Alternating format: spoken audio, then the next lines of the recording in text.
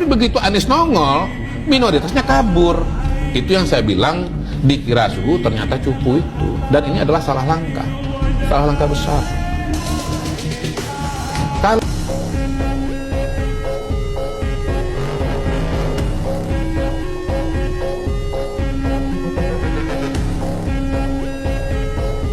kita lalui, dan insya Allah nanti di putaran kedua kita yakin dengan kebesaran Allah Subhanahu wa Ta'ala kita akan memperoleh kemenangan. Pihak RK Suswono tak menerima kekalahannya, bahkan sudah didukung 14 parpol plus di-endorse oleh 3 presiden. Jurusnya malah nggak mempan.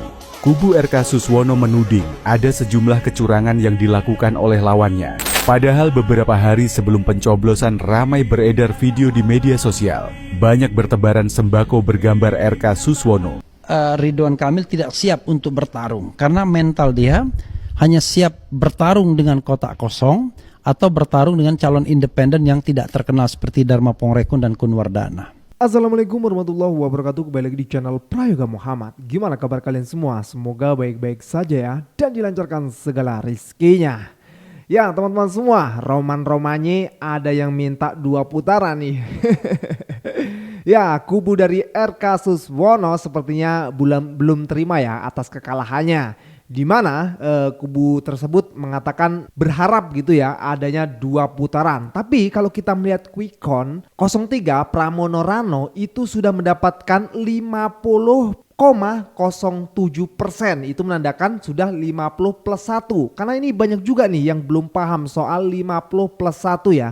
Yang dimaksud 50+1 itu ada 50%, bukan 51%, tapi 50% plus 1 suara. Berarti 50,07% itu sudah sangat mencukupi nilai kemenangan ya teman-teman semua. Dan Pak Anies juga sudah mengatakan sih ya waktu di Kompas bersama dengan Rossi. Dan juga dari Pramono Rano juga sudah mendeklarasi kemenangan ya, walaupun ini terlihat agak gimana gitu ya. Karena kan bagaimanapun kita harus menunggu secara resmi dari KPU langsung yang itu diumumkan pada bulan Desember ya teman-teman semua. Jadi tetap kita tunggu. Kalau kita baca berita dari Tempo ya, RK Suswono klaim temukan kecurangan di Pilkada Jakarta. Pramono silahkan lapor ya. Merespon klaim temuan tim pemenangan Ridwan Kamil, Suswono soal surat suara tidak sah yang tercoblos dalam pemilihan kepala daerah atau Pilkada Jakarta. Pramono mengatakan kalau ada kecurangan seharusnya dilaporkan ke penyelenggara Pilkada. Dugaan kecurangan dan sebagainya. Dan juga padahal kita melihat ya beredar tuh ada sembako yang bertuliskan RK di situ. Wah ini gimana ini? Ada juga berita dari suara.com ya. Kubu RK Suswono bilang 2 putaran VS Pramono Rano klaim menang KPU Jakarta. Sabar. Intinya ya yang menang yang kalah harus tetap sabar ya, tetap semangat gitu ya. Nah kalau menurut kalian gimana? Apakah akan ada putaran kedua atau telak kemenangan dari Pramono Rano? Kita lihat videonya. Agar tenang, sabar, kita optimis bahwa ini bagian dari sebuah proses perjuangan yang harus kita lalui. Dan insya Allah nanti di putaran kedua kita yakin dengan kebesaran Allah Subhanahu wa Ta'ala, Tuhan yang Maha Kuasa, dengan niat baik, ikhtiar yang kerja keras kita akan memperoleh kemenangan di putaran kedua. Menanggapi hasil hitung cepat yang kami mengamati mayoritas belum ada yang tembus 1 putaran atau 50% ya. Semua ada di mati teror ya. Oleh karena itu yang pertama saya mengaturkan terima kasih tentunya kepada surveyor-surveyor yang secara resmi sudah membantu masyarakat mengetahui dalam waktu cepat hasil dari pemilu khususnya di Jakarta. Tentunya selain tadi hasil hitung cepat, menunggu keputusan dari KPU untuk mengkonfirmasi ya apakah sama atau tidak atau bagaimana. Tentu itu menjadi hal yang final dan formal dari KPU Jakarta. Ya. Pihak RK Suswono tak menerima kekalahannya, bahkan sudah didukung 14 parpol plus di-endorse oleh 3 presiden. Jurusnya malah nggak mempan. Kubu RK Suswono menuding ada sejumlah kecurangan yang dilakukan oleh lawannya. Padahal beberapa hari sebelum pencoblosan ramai beredar video di media sosial. Banyak bertebaran sembako bergambar RK Suswono sedang diturunkan dari atas mobil pick-up. Bahkan mereka yakin kalau RK Suswono menang 1 putaran. Bagaimanapun juga mau dikasih apapun, kalau masyarakat tak menginginkan yang enggak akan terpilih. Masyarakat tahu mana yang benar-benar tulus dan mana yang enggak. Guys, ada yang janggal nih di Pilkada Jakarta tahun ini. Tahu nggak sih? Kalau pertarungan Ridho dan Pram Bang Dul menjadi sangat sengit, karena ada spekulasi yang membuat pendukung 03 tidak terima atas hasil yang diiming-imingi akan ada putaran kedua Pilkada Jakarta. Kita tahu bahwa target menang Pilkada 1 putaran adalah 50% plus 1 suara. Jika salah satu pihak berhasil mendapatkan suara tersebut, pasangan tersebut dinyatakan menang. Namun yang kita lihat dalam perolehan Pilkada Jakarta sudah kita lihat hasil perolehan suara yang dikeluarkan oleh KPU unggul pasangan Pram Bang Dul dengan 50,07% dan Ridho 39,40%, sedangkan Darmakun 10,53%. Sangat aneh sih kalau sampai ada putaran kedua Pilkada Jakarta. Apakah peperangan antara Jokowi dan Megawati akan terjadi sangat keras karena Pilkada Jakarta ini? Lantas saksi dari PDI Perjuangan pun menyatakan hasil perhitungan menunjukkan bahwa Pram Bang Dul mendapatkan 2.163.111 suara jika dikalkulasi Pram Bang Dul mendapatkan 50,09% dan dinyatakan menang telak dalam Pilkada Jakarta seharusnya. Tapi yang kita tahu, Ridho pun tidak terima dengan kekalahan ini. Di matanya dia sudah didukung oleh 3 presiden, parpol penguasa, bahkan didukung 14 parpol. Ridwan Kamil pun masih tak terima dengan hasil yang jelas dari KPU, bahkan mengaku kalau ia dicurangi. Gimana menurut kalian guys? Apakah ada kecurangan di Pilkada Jakarta? Ya gimana enggak ya guys, ini kan pertaruhan juga nih, nama Jokowi dan juga 14 partai di belakangnya gitu loh. Masa sudah didukung belasan partai, mantan presiden, presiden terpilih, belum lagi artis dan lain sebagainya, masih juga kalah. Waduh, ngereok deh. Tapi ya gimana, kalau memang kenyataannya seperti itu ya harus terima gitu. Namanya juga pertandingan. Kan Pak Prabowo sendiri mengatakan, ya namanya pertandingan itu ya ada yang kalah ada yang menang. Yang kalah bersabar, yang menang jangan sombong. Kan gitu ya teman-teman semua. Oke, ini ada penjelasan juga nanti dari Bung Refli Harun ya. Makanya tonton sampai selesai. Tapi sebelumnya kita lihat dulu nih Cici Korea nih ya, yang menangis gitu ya. Tapi baca kalian ya, dibaca nih. Soalnya bahasanya bahasa Korea nih. Ini dia videonya. 我要跟你分手，你每天都在欺负我，你根本就不在乎我，你老是说一些话让我生气，我觉得你们，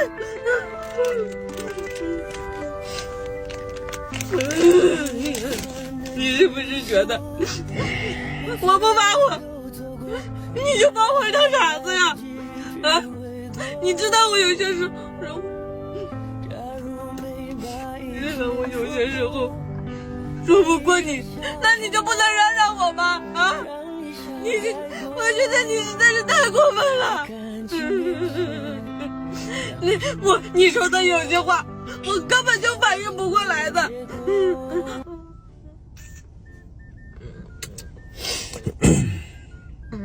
这是什么味道的？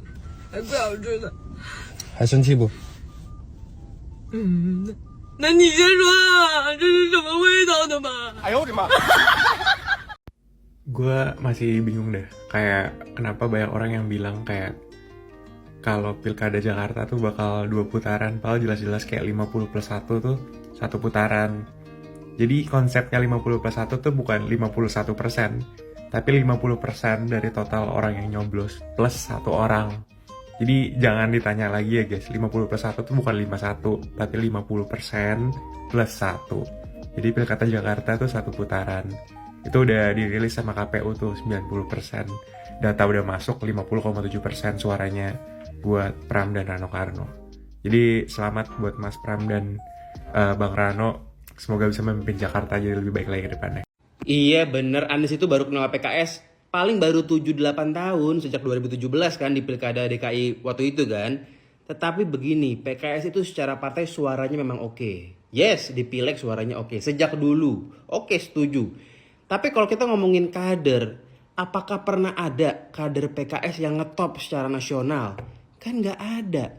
Sengetop-ngetopnya kader PKS itu paling Aher. Aher pun ngetopnya di Jawa Barat bukan di nasional. Siapa lagi? Hidayat Nur Wahid. Yes, Hidayat Nur Wahid kalau nyalek pasti menang telak. Tapi begitu nyagup, kalah kan? Sampai akhirnya datanglah Anies. Anies ini kan selalu dibilang orang PKS banget, meskipun bukan kader ya, tapi bener-bener merepresentasikan PKS banget. Inilah pertama kalinya PKS punya kader nasional nih, kader yang ngetop di skala nasional, yang namanya Anies Baswedan. Meskipun kenalannya belum 10 tahun, tapi emang efeknya tuh sebesar itu buat PKS. Simpatisan PKS itu cinta banget sama Anies. Gue tahu karena keluarga gue itu full simpatisan PKS. Meskipun gue nggak suka PKS, tapi keluarga gue full. Keluarga gue adalah simpatisan PKS. Garis keras sejak dulu. Nah begitu ada Anies, lebih cinta ke Anies dibanding PKS. Gue nggak tahu lah, mau hasil real count kek, quick count kek, count lah, bodo amat. Itu bilang kalau DKI Jakarta pada pilkada kali ini itu 2 putaran. Kan gila namanya kalau kayak begitu. Maksud gue udah jelas-jelas ya, di real count atau di quick count itu gue lihat Pramono sama Sidul itu udah 50, sekian persen lah. Ada yang 50,11, ada yang 50,39, intinya 50 plus 1. Nah, sepengetahuan gue 50 plus 1 ini 50,01 gitu, bukannya 51%. Sepengetahuan gue ya. Atau mungkin udah dirubah kali, karena ini si Ridwan Kamil endorsement dari presiden sama bekas presiden yang 10 tahun bikin negara ini hancur gitu. Makanya dibikinlah skema 2 putaran. Nah kalau udah 2 putaran kayak begini, itu 12 partai yang ngusung dia itu bisa jadi menang gitu.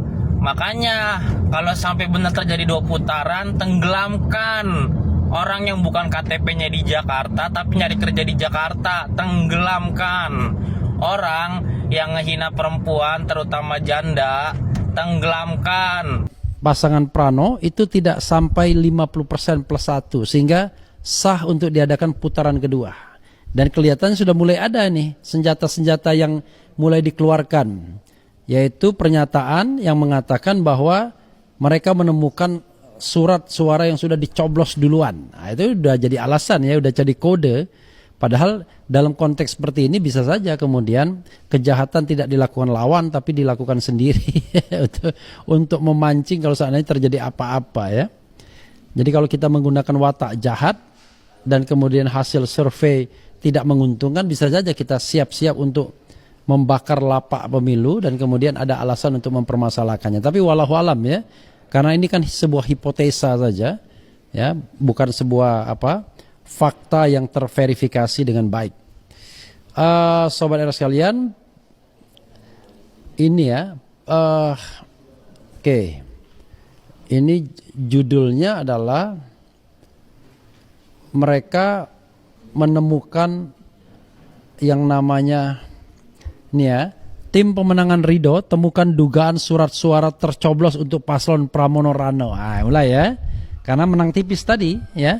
Rasanya tidak mungkin kalau tidak ke Mahkamah Konstitusi, kecuali ada perintah dari pusat kekuasaan.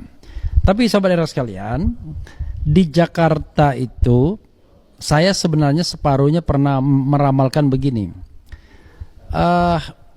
Barangkali baik Prabowo maupun Jokowi tidak terlalu istilahnya, bisa jadi tidak terlalu ngotot untuk memenangkan Ridwan Kamil atau Pramono. Kok bisa begitu? Sederhana. Soal kedekatan Ridwan Kamil dan Pramono. Jangan lupa, kalau kita bicara tentang Prabowo Subianto dan Jokowi, itu Pramono Anung adalah sekretaris kabinet 1,5 periode. Dan paling tidak 5 tahun terakhir dia bergabung dalam satu kabinet yang sama dengan Prabowo Subianto. Dan dia juga adalah sekretaris kabinet Jokowi selama 1,5 periode. Jadi sebenarnya dari sisi personal relationship nggak ada masalah, saya bilang.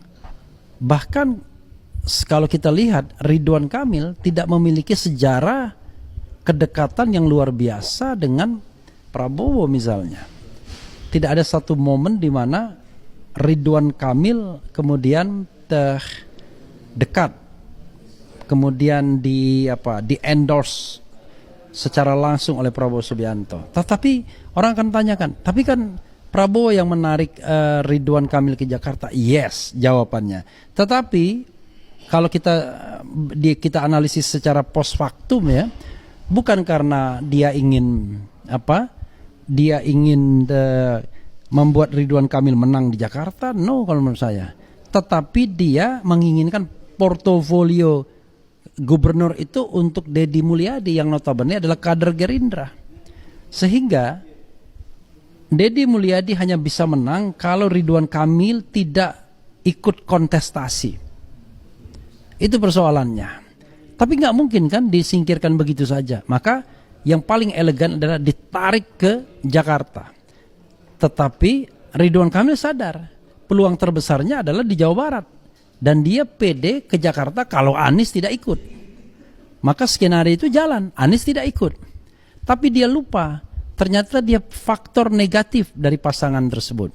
Ditambah PKS. Jadi kalau kita lihat misalnya dari exit poll misalnya ya, itu partai-partai pendukung itu tidak solid. Pendukung PKS di bawah terpecah.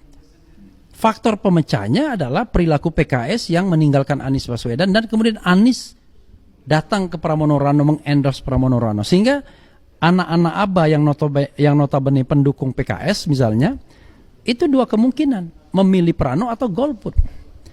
Ya, frankly speaking, saya misalnya anak ABA dalam tanda kutip ya walaupun saya tidak anak-anak banget karena bandel-bandel juga misalnya. Dan saya pemilih PKS, tapi saya tidak memilih Ridwan Kamil Suswono. Ya, one thing for sure. Nah, itu menunjukkan memang ada rasionalitas di situ. Orang tidak suka dengan yang namanya ketidakadilan. Karena apa yang dilakukan RK itu tidak adil, jahat dalam kacamata politik. Tetapi ketika dia di Jakarta dan ternyata dia tidak mampu untuk memenangkan kontestasi secara mudah, maka di situ mungkin dia akan menyesal. Dan lebih menyesal lagi karena tiba-tiba di tengah jalan pada tanggal 20 Agustus, ya persis kira-kira 1 pekan saja sebelum pendaftaran calon, MK mengeluarkan putusan bahwa membatalkan ketentuan ambang batas yang 20% kursi dan 25% suara. MK mengatakan wilayah seperti DKI mengikuti kandidasi calon independen. Nah, untuk wilayah seperti DKI cukup 7,5%. Dengan 7,5% tersebut, PDIP bisa standing alone. Itulah yang menyebabkan kemudian akhirnya Ridwan Kamil tidak siap untuk bertarung. Karena mental dia hanya siap bertarung dengan kotak kosong atau bertarung dengan calon independen yang tidak terkenal seperti Dharma Pongrekun dan Kun Wardana. Awalnya kotak kosong. Tapi tiba-tiba ketika anak-anak ABA mengatakan gercos, golput dan lain sebagainya, rupanya khawatir juga dengan kotak kosong. Maka dalam tanda kutip tiba-tiba ada pasangan yang sebelumnya sudah mati dihidupkan lagi, yaitu Dharma Pongrekun dan Kun Wardana. Dengan segala kontroversi pengumpulan KTP yang dianggap tanpa seizin pemilik KTP. Bahkan KTP anak ABA, benar-benar anak ABA, anak kandung dari Anies Baswedan itu digunakan, yang rasanya tidak mungkin anak Abah itu mendukung pasangan lain selain abahnya sendiri di Pilkada DKI. Jadi saudara sekalian, whatever it is, yang kita akan tunggu adalah apakah ada upaya untuk melakukan rekayasa agar kemenangan itu tidak sampai 50% instead of membawa kasus ini ke MK.